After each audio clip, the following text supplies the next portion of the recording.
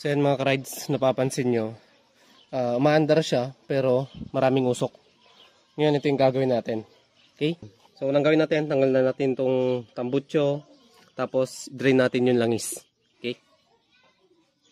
Then, gamit ko pala, ayan, itong Plyman tools natin. Okay, so sa mga gustong order nito, tignan nyo lang yung link sa ating description box, sa ating comment section.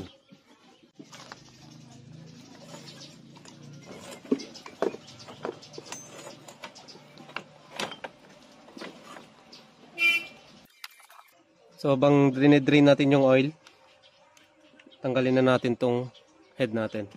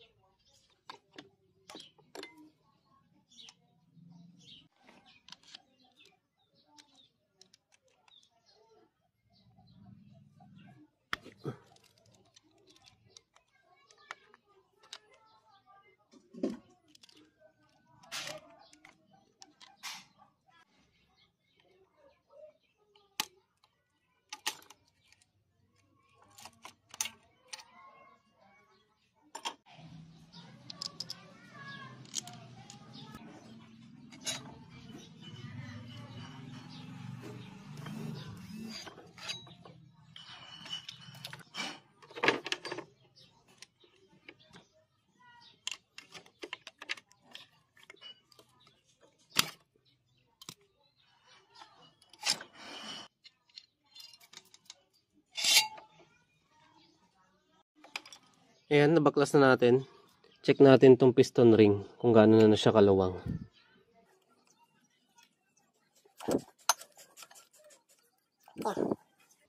Tapos, ito yung block natin.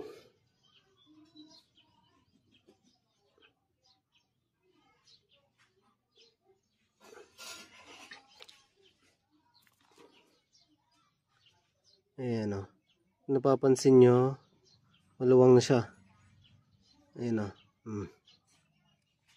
Okay. So, dito lang muna. Check natin yung bago. So, ito yung binili natin. Ayan. Lipan 110. Nabili natin to ng 380. Ayan, focus lang. Ayan, Lipan 110. Okay.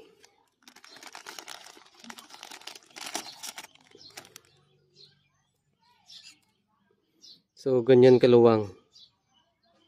Ayan, kung napapansin nyo. Tapos, try natin tong bago.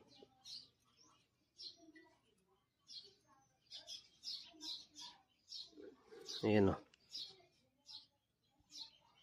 So, napapansin nyo.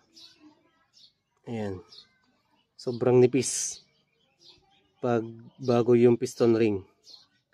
So, ito automatic, hindi na ito uusok.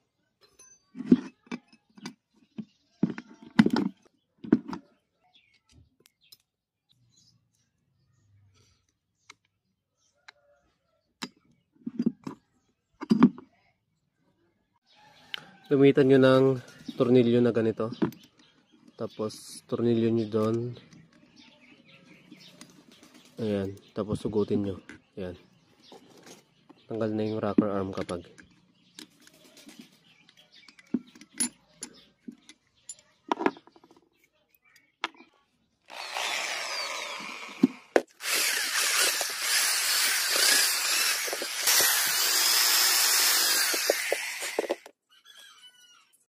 So dito, LJ-ride tips tayo. Bali, tuturo sa inyo kung paano ako mag-valve lapping. Okay? So, lagyan muna natin to ng grinding compound. Itong valve natin. Ayan, kung napapansin nyo kasi, focus natin. Ayan. Yung mga tama na. Ayan, dyan, may tama. Try natin kung mag-grind natin yon. Tapos lagay natin.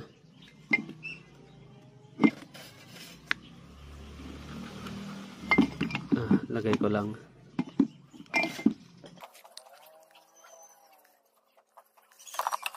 Okay. Ayan siya. Tignan nyo. And kung napapansin nyo, magaspang siya. So, yun yung sign na talagang kailangan i-grind. Angat natin. Okay, goods.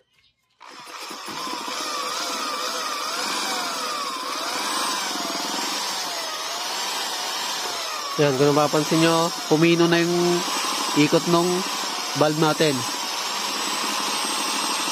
Yan, okay. Goods na yan. Check natin. Yan. Tanggalin natin. Gasan natin ng gasolina. Okay. Papansin nyo, goods na yung intake natin, tsaka yung exhaust natin. Makinis na parehas. So, ang gagawin na lang natin, konting linis sa loob, tapos, yan, re-rebuild tayo. Okay, lagay na natin muna yung mga valve seal. Matakot maglagay ng oil. Kaya nga valve seal. Kung hindi niya kayang isil yung langis dito, hindi siya valve seal. Ayan siya. Okay. Kailangan may mga langis itong mga to.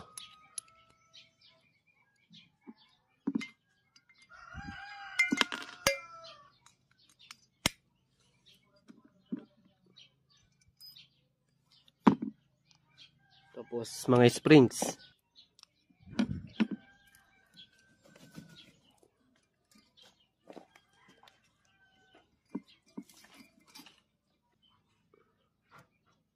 Ayan, dapat pantay muna yan.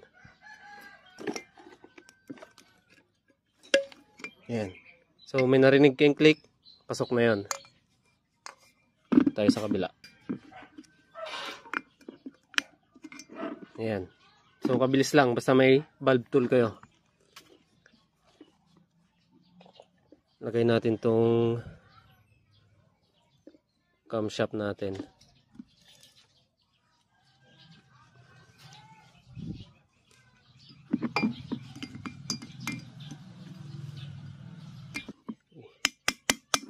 Ayan. Ayan, pumasok na rin.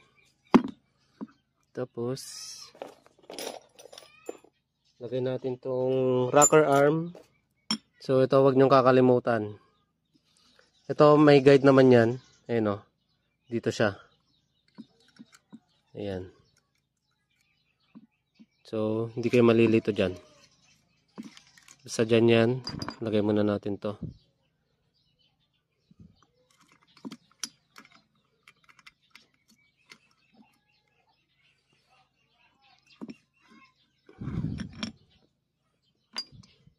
Okay. Dapat nakapalabas yung may thread. May thread dyan sa loob. Ayan. Kaya talagang uurong yan. Ayun o. So, suwabe na siya. Okay, goods na yan. Kabila naman.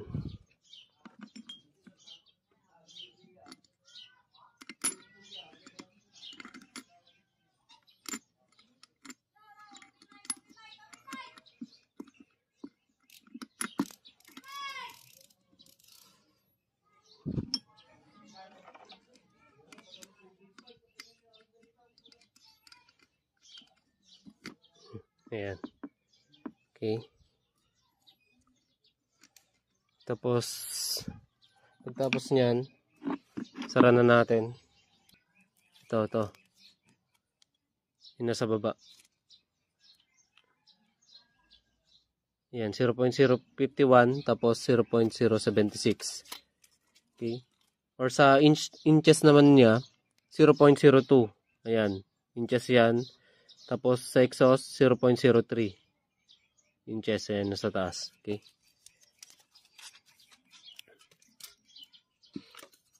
Ayan o. Masyadong maluwang.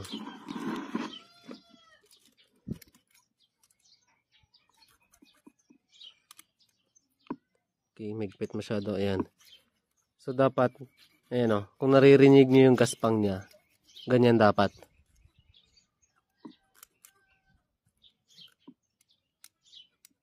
Ayan. Tapos, pigpitan nyo lang. Double check bago nyo higpitan. Ayan, check nyo kung meron. Okay. So, nag-a-adjust din tong ayan.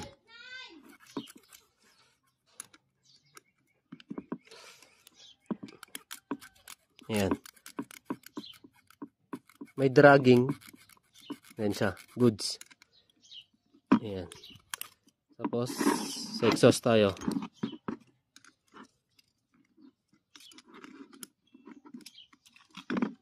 Ayan, magpita. Okay. 0.76. Ayan o. Ganyan naman dapat sa exhaust.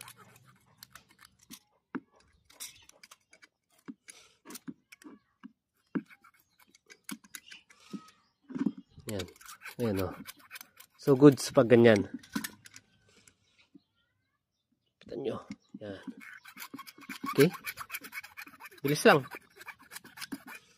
So, ayan. Goods yan. Okay. Kabit na natin.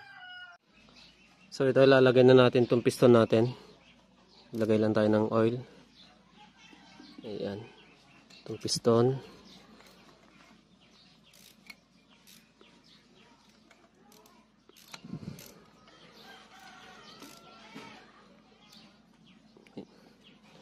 Tapos, itong lock niya.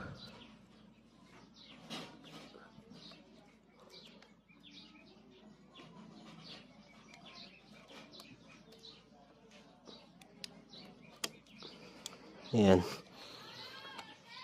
So, double check nyo dapat yan. Pag goods na, langisan nyo to sa baba. Itong mga rings. Tapos itong block. Kailangan may langis ng block. Okay, magtitipid sa langis. Okay, lagay natin itong block.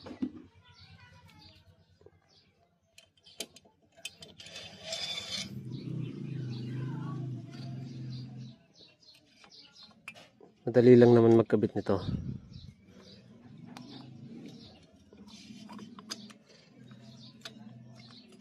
Ayan. Tapos, tulak nyo lang gamit ang mga daliri nyo. Huwag kayong gagamit ng ibang matutulis na bagay.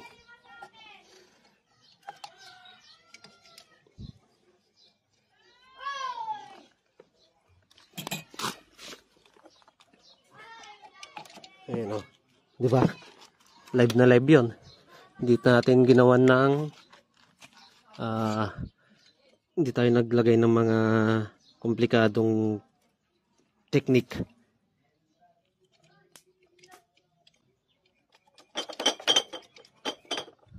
Ganyan lang siya. Hindi natin sinikwat. Tapos kadena.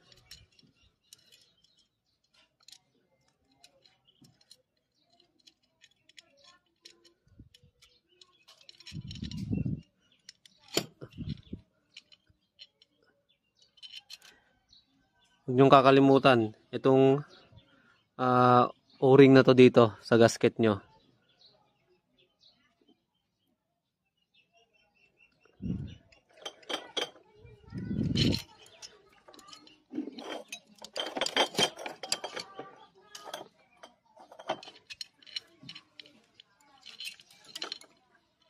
Ayan. Pag goods na yan, mag-install kayo ng tornilyo rito. Ayan. Okay. Tapos lalagay na natin tong head natin.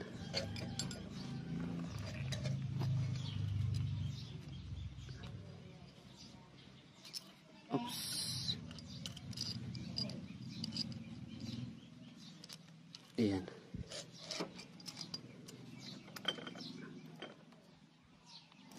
Maglagay lang ulit ng tornilyo rito. Tapos ilagay na natin yung 4 na tornilyo dito. May washer dito na copper. Ayan. So tong copper na to, dito nyo ilalagay. Ayan, dito. Sa baba, right ng motor. Tapos ito, panay steel washer na to. Kahit saan na yan. Ayan. Tapos, lagay itong mga bolt.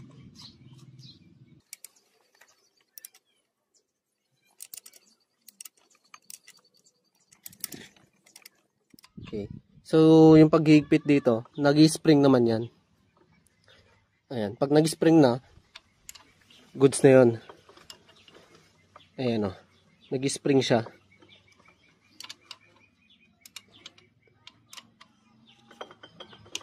Tapos ang pagpapigpit, gamitan nyo lang ng wrench na ganito. Huwag nyo gagamitan ng socket wrench kasi masyadong malakas yun. Ayan. Okay, goods na. So ito, set up na natin yung camera. Lagay na natin tong sprocket natin. Okay. Shoot nyo lang muna yung sprocket.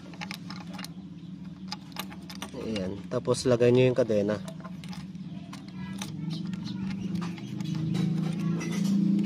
Then kung mapapansin nyo,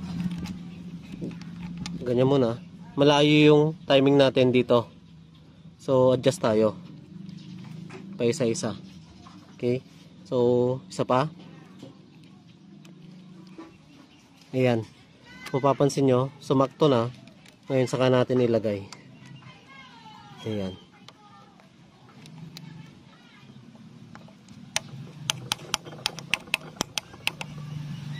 So, sakto na yung timing mark dun sa butas.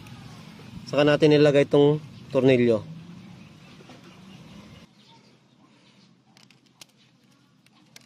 Ayan. So, goods yung timing natin.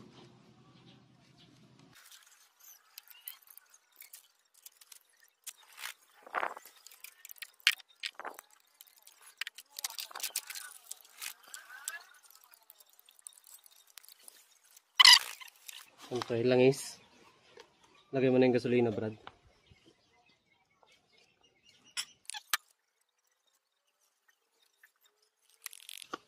I-drain mo, Brad. Drain. Okay. Kailangan mo nang i-drain doon. Tignan natin kung bumaba na yung gasolina. Ayan, meron na siya. Sige, drain mo lang.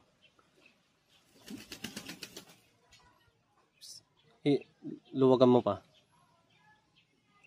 Ayan. So, meron na. Sige, luwagan mo lang.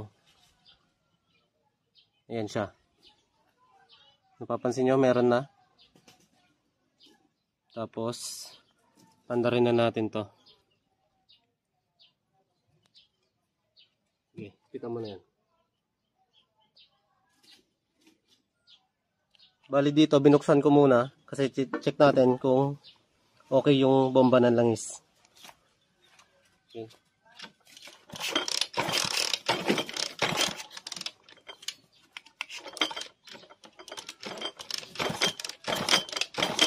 Yan. May gasolina na.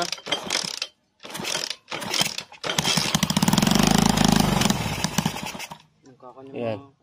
May langis na rin. Goods na yan. Saka natin higpitan.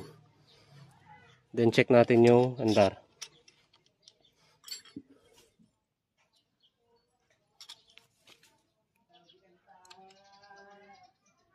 Ayan. Okay. Andar natin.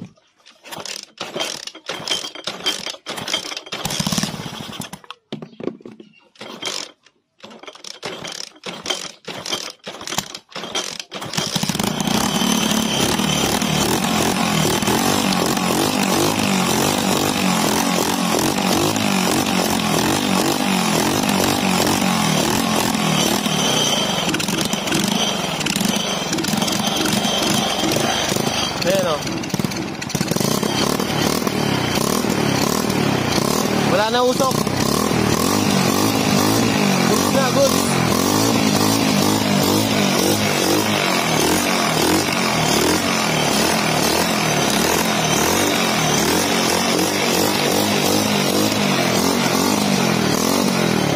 Eh, wala na kapagigit ang usok.